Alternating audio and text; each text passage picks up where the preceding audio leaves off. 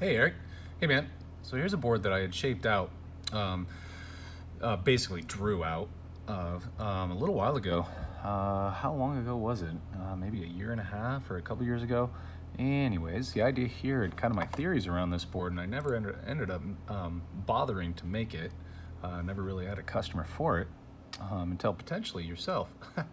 But yeah, somewhat similar. I think we might have had different theories as far as the side cuts are concerned and the placement of the side cuts. But I wanted to explain this one real quick, and then I wanted to hear your thoughts on yours, and also just hear how yours actually rides in comparison to a more traditional looking board. So here is, let me run you through this thing and kind of explain. So funny enough, our sizes are really similar. I've got this one at 5'3", 24 inches wide. Thickness is at 3 1/4. I didn't run the volume. I'm not sure what the volume is. I would imagine it's somewhere around 45, but that's not real. That's not entirely important anyways. But my theories here were, I didn't want to put a waist, up closer. You see some long boards or some boards, they've got a waist up here, which is supposedly kind of gives them the turn, a tighter turning radius. They say it makes them feel a little bit more like a short board, even though it's a long board.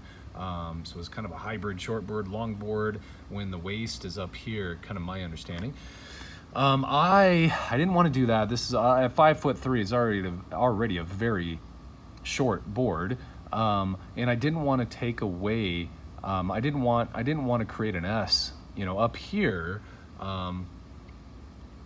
close to the midpoint of the board, so that the water wouldn't necessarily have to travel, longer. I still wanted to keep a very parallel outline, basically a parallel outline. So the water is going to kind of be flowing up here, and it's very parallel versus coming to a point, or versus, creating that S up here was kind of my thoughts. But at the same time, kind of wanted to break up the water flow a bit. And then what I'm doing here is kind of like wings on a surfboard. It's sort of breaking up the water flow, and I'm hoping that some of the water would release off of here, and then water that did travel and follow the outline of the board. You can see by the slices that I have in here. So here's that side cut that I have on this. And then what I did here was I quickly sharpen the rail. You can see it quickly sharpens the rail. So much like you did on yours, just a little bit different. So I'm thinking that, the rail on this really sharpening, the water is going to travel around the outline of this board, and it's going to travel up and over this, the rail section, so that it really engages that rear rail. This being a 3 1/4 inch thick board, normally boards this thick with rounded over rails, skates, or some other really thick river boards, they're difficult to engage that rail, especially if you're trying to use that board on a more dynamic wave, higher flows, faster moving water.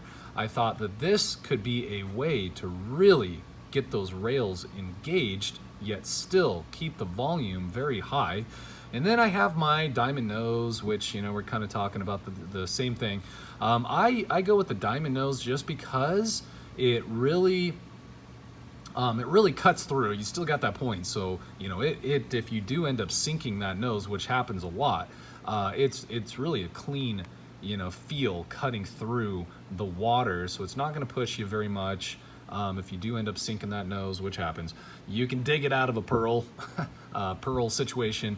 And then I draw back, the points here at the nose 4 turns. So you're not going to sink them, and because on a wider board, 24 inches, you do run the risk of kind of sinking the points here, kind of catching the points a little bit, and that's an unpleasant feel if that happens. So diamond tail, or technically it'd be more of a star tail, because it's it sort of has a inset or a reverse arc on the tail here. So a star tail is essentially what it is, a little bit more like a bat tail, but creates those 3 points of release points. It's just a very, very fast tail. But also, you know, it kind of pivots off the back end. It's got a, you know, very, very fast tail, and it just kind of seems to make the most sense, and has a really good feel for rivers. And slower stuff as well as fast stuff. So it's a very, very functional back end, and that's kind of why more recently we've been doing it on just about all of our boards, because we get a lot of positive rider feedback and feel on all sorts of conditions. So anyways, there you go, man.